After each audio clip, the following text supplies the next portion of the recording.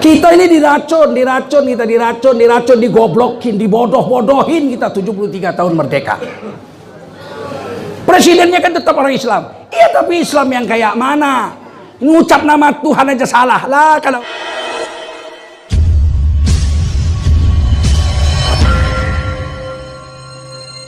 Di daerah dia jangan harap. Di Tapanuli Utara jangan harap orang Islam dapat 40%. 10 aja hajab. Dan itu proporsional. Adil itu dalam Islam beda dengan adil cara PKI. PKI pun di mana-mana kan bilang adil juga, ya enggak? Keadilan rakyat, keadilan adil PKI. Tahu PKI? Komunis.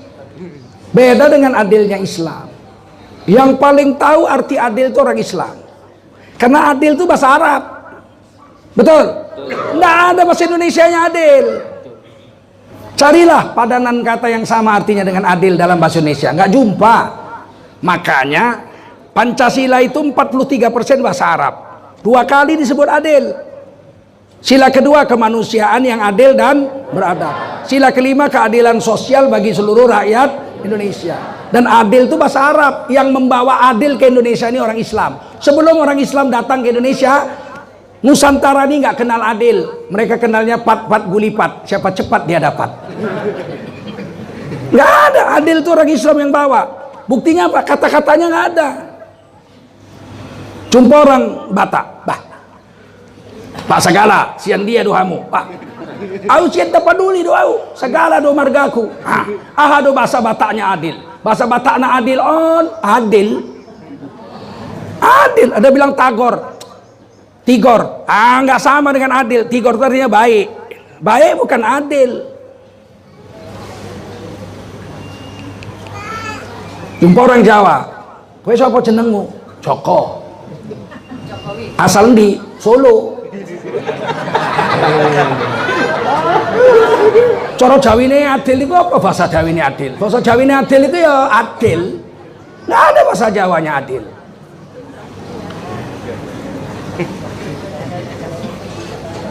Orang karo kaikin merganu, aku perangin angin kena aku asal ku tabuluh. Kalak karo kang, asli aku kalak karo. Kaikin bahasa karo na adil, bahasa karo na adil, adil. Kalau bahasanya nggak ada, pasti bendanya tak ada. Kalau bendanya ada, bahasanya mesti ada. Walaupun kita nggak pernah jumpa, misalnya naga. Siapa pernah jumpa naga? Tak ada kita jumpa naga. Tapi naga pasti ada. Karena ada bahasanya. Bahasa Indonesianya naga, betul. Bahasa Bataknya ulok nagodangi. Ulok nagodangi, ya enggak? Bahasa Jawanya ulonogo. Bahasa Cinanya liong atau lung. Bahasa Inggrisnya dragon. Kalau ada bahasanya mesti ada bendanya, betul. Walaupun kita nggak pernah jumpa. Kentut, kan ada itu. Siapa yang pernah lihat kentut? Ada? Ada. Mesti ada kentut, karena ada bahasanya kentut. Orang Minang bilang kancui. Orang Jawa bilang entut. Kalau ada bahasanya berarti ada bendanya. Walau kita nggak pernah jumpa, paham? Adil itu cuma ada dari bahasa Arab. 700 lebih bahasa Indonesia. Dari Sabang sampai Papua sana. Nggak ada satupun yang sama artinya dengan adil. Berarti yang paling mengerti adil itu mesti orang Islam. PKI mau coba-coba menjalankan keadilan. Ya pakai cara PKI. Adil itu sama rata sama rasa. Adil itu sama rata sama rasa. Gila ini. Cina nggak sampai 1%. Orang Islam 90%. Pribumi yang lainnya 9%. 1% kurang Cina. Bisa sama dapatnya. Gila. Adil itu. Kepala atok kau adil.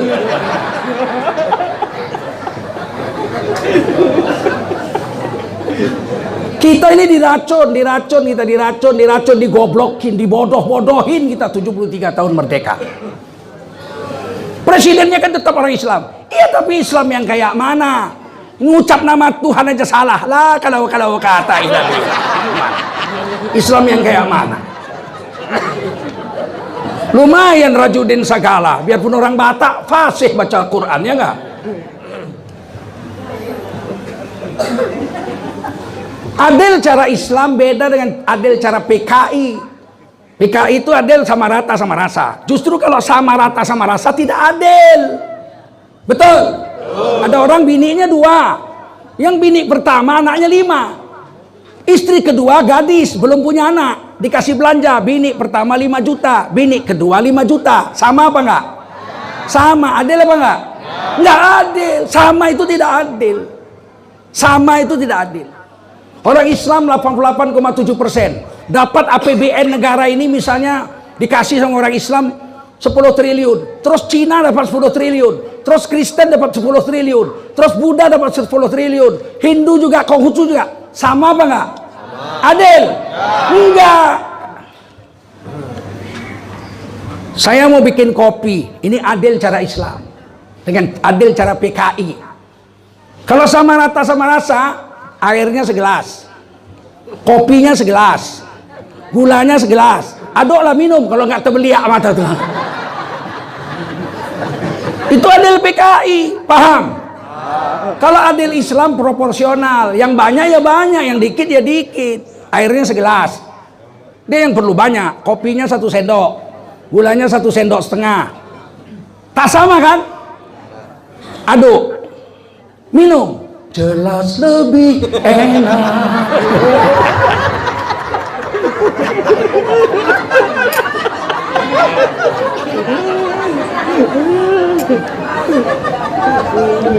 Udah paham adil cara Islam? Udah paham? Sekarang mau adil cara PKI atau mau adil cara Islam? Dan ini disembunyikan ini.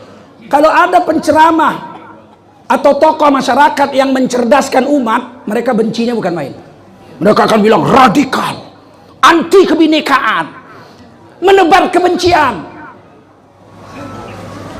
Kepala tuh. Kita ini cinta NKRI, betul? Nggak pernah kami penceramah ini mengajak memberontak lawan negara. Pernah? Nggak pernah. Cuman kita minta hak kita. Salah apa betul? Hak kita kok, betul? Ini kadang-kadang ini kata radikal. Saya nomor 5 radikal se-Indonesia. Begini gantengnya saya. Radikal nomor 5. Innalillahi wa inna ilaihi raji'un. Nggak pernah aku berontak. Pegawai negeri 30 tahun, betul? Tapi inilah bencinya mereka, karena mereka maunya itu kalau ceramah, mari kita jaga sholat, mari kita jaga puasa. Kalau milih siapa aja boleh. Bodoh kita dibikinnya, sementara dia nggak pernah milih yang lain. Di Tapanuli sampai kiamat, bupatinya pasti orang Nasrani, karena dia yang sana banyak, betul? Di Bali pasti sampai kiamat gubernurnya orang Bali, karena dia banyak di sana 85%. Wajar apa enggak? Wajar. Apa kita protes? Enggak. Giliran kita banyak dia mau masuk. Kalau enggak nyoblos dia radikal. Kemarin di ILC kan, ciri-ciri radikal enggak memilih orang lain agama, menolak orang lain agama itu radikal. Enak aja kau.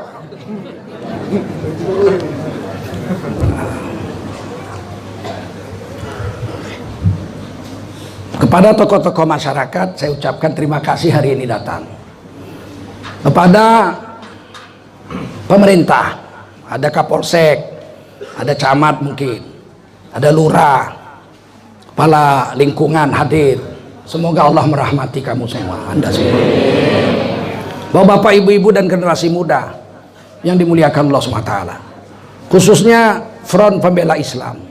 Saya kemana-mana dikawal sama FPI itu, Masya Allah. Padahal saya bukan ulama FPI, saya Majelis Ulama Indonesia, saya wakil sekjen 2 periode, dipilih di Munas, tidak dari mewakili Muhammadiyah, bukan pula mewakili NU. Jadi saya ini mewakili Matlaul Anwar, nggak dikenal pun, dari Jawa Barat sana. Matlaul Anwar berdiri tahun 1916, Muhammadiyah 1912. NU dan Al-Wasliyah berdiri 1926. Yang memerdekakan Indonesia ini ormas-ormas Islam semua. Yang nasionalis itu sedikit, Budi Utomo. Itu Budi Utomo mengejek-ngejek Islam. Nggak suka mereka dengan Islam. Tapi mereka dikatakan itulah organisasi pertama. Bukan. Organisasi pertama adalah Jamiatul Khairat, didirikan oleh para habaib, orang-orang ulama-ulama Arab di Tanah Abang tahun 1901. 1905 baru Budi Utomo berdiri. Jadi duluan Islam dan orang Arab yang memikirkan bagaimana anak-anak Indonesia ini pintar dan merdeka. Bung Karno belajar di situ. Sama Habib Kuitang di situ, ngaji di situ. Bagaimana memerdekakan Indonesia? Para habaib bilang, kita harus cerdaskan rakyat. Kalau pakai senjata rebut kekuasaan, orangnya bodoh-bodoh, yang kerja tetap orang asing. Kita merdeka, dokter nggak ada orang Indonesia, dokternya tetap orang asing. Yang jadi pilot orang asing juga, yang jadi dosen orang asing juga, karena kita bodoh-bodoh. Baru Bung Karno terbuka, oh iya, kalau dia bikin PNI, Partai Nasionalis Indonesia. Untuk apa? Untuk mencerdaskan kehidupan bangsa, dan itu ditulis di pembukaan Undang-Undang Dasar 45, mencerdaskan kehidupan bangsa. Penceramah-penceramah ini mau mencerdaskan kehidupan bangsa, tapi ada orang-orang yang rakus bintama, dia mau berkuasa ngerampok harta negara ini untuk kepentingan golongannya. Orang-orang yang mencerdaskan kehidupan bangsa dimusuhi. Kalau perlu diracun, mampus saja sekalian katanya. Memang gak suka dia.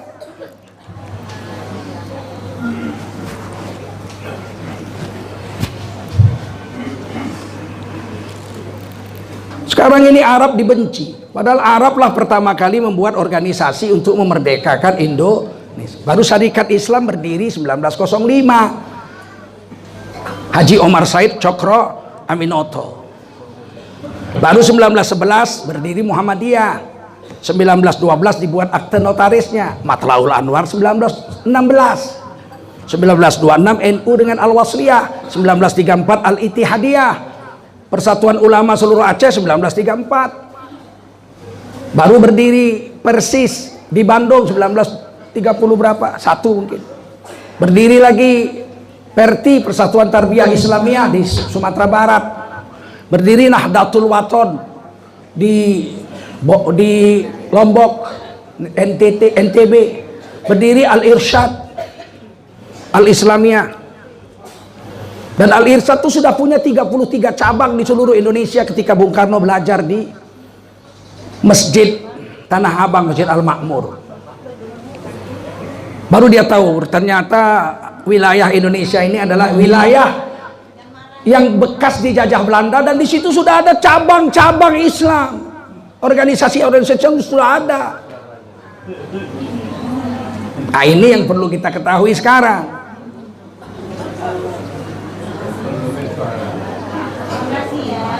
Ketika Indonesia merdeka, tidak bisa Indonesia menjadi negara kalau tidak diakui negara lain. Kita sudah merdeka 17 Agustus, diproklamasikan oleh Bung Karno dan Hatta.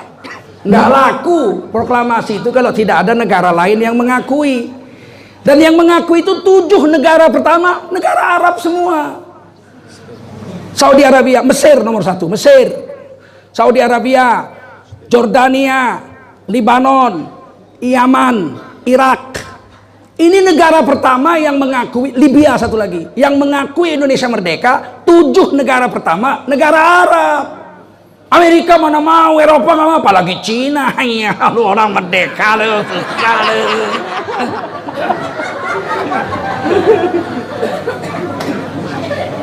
Saya tidak rasis, bukan anti Cina saya. Orang saya anak Cina kok. Apa kalian nggak lihat mata saya sipit?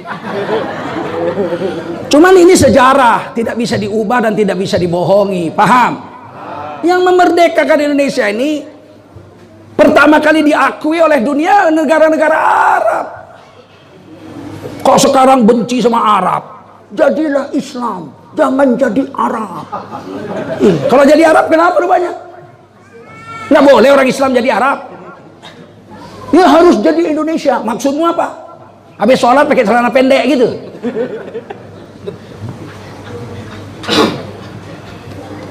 Kenapa Islam harus pakai jubah serban? Ya kalau pakai jubah serban kenapa rupanya? Orang yang pakai jas saja kita nggak protes kok, betul nggak? Yang pakai jas tuh pakaian penjajah Belanda, ya nggak? Nggak pernah kita bilang, jadilah Islam, jangan jadi penjajah. Nggak ada kita bilang begitu. Kok kau bikin ribut kau? Sekarang yang bikin ribut orang Islam apa mereka? Terus yang salah orang Islam. Kan jahat kali otaknya itu, PKI otaknya itu. Saya nggak nuduh PKI, tapi akal cara berpikirnya cara PKI tau. Orang pakai jas kita nggak pernah protes, kok kita pakai jubah dia protes. Pakai jubah ini ada di Quran. Ada di Quran. Ya Bani Adam, surah Al-A'raf ayat 26. Hei laki-laki anak cucu Adam, qad anzalna alaikum libasa, sungguh telah kami turunkan kepadamu beberapa jenis pakaian. Yang pertama, yuwari sauatikum, sekedar tutup aurat saja. Pakai celana jojon, tertutup lutut sampai pusat, nggak usah pakai baju. Sholat sah apa enggak? Sah nggak? Sah.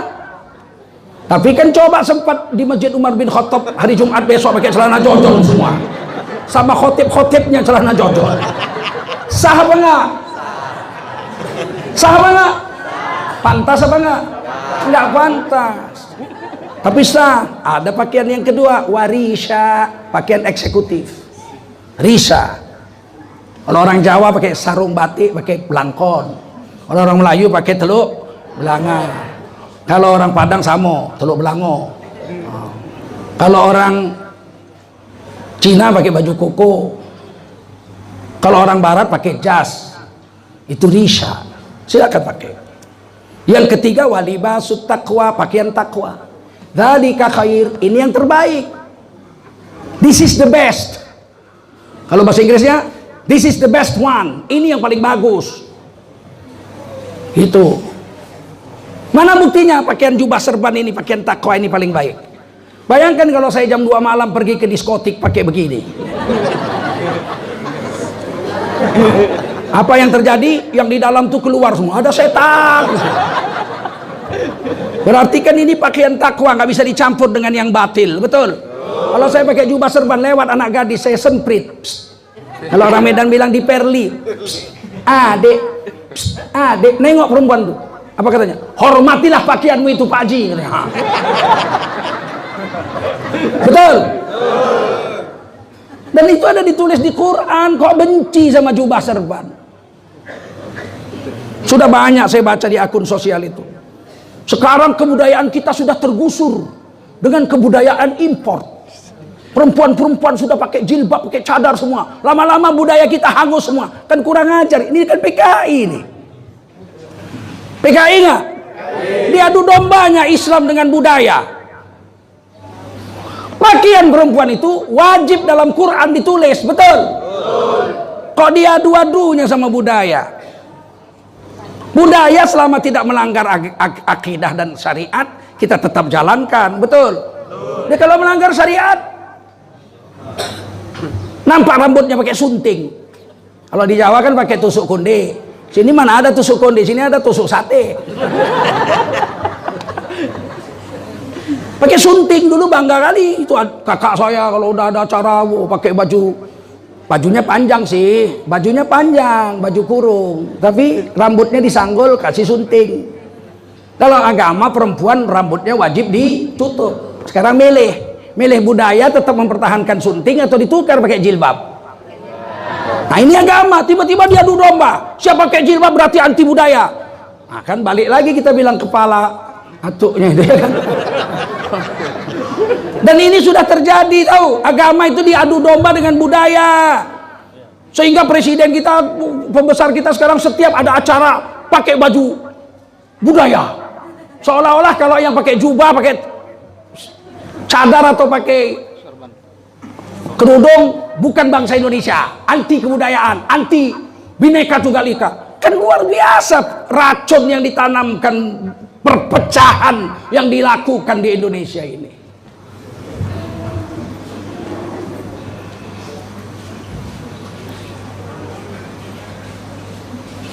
Soal budaya saya tetap berbudaya.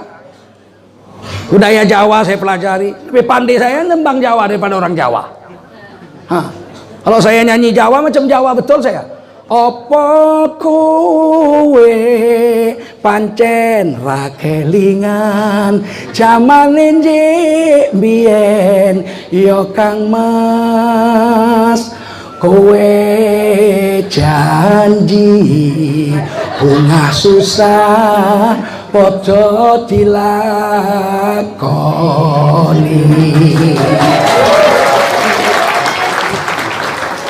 Bandingnya saya budaya Melayu. Oh, budaya Melayu berkerak lah, juara se-Sumatera saya nyanyi Melayu. Belum ada tandingnya sampai sekarang pun. Jangan dibilang kalau udah jadi ustadz, jadi orang beragama, menjalankan sunnah, terus dibilang anti budaya. Enggak. Siapa bilang anti budaya? Cuman budaya kita saring, kalau cocok dengan agama kita jalankan, nggak cocok kita tukar, betul? Boleh nggak? Boleh. Budaya itu kan budi tambah daya. Budi tambah daya.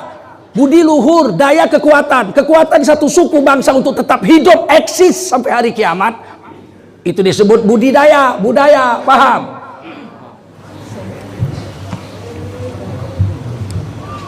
Berhentikan menghina orang beragama dengan ukuran budaya. Sebab budaya tidak pernah bertentangan dengan agama. Betul? Ketika Wali Songo mengislamkan tanah Jawa pakai jubah serban, satu aja yang pakai baju Jawa, Sunan Kalijogo, yang lain jubah serban semua. Betul? Hasilnya hampir 100% orang Jawa Islam. Ngerti?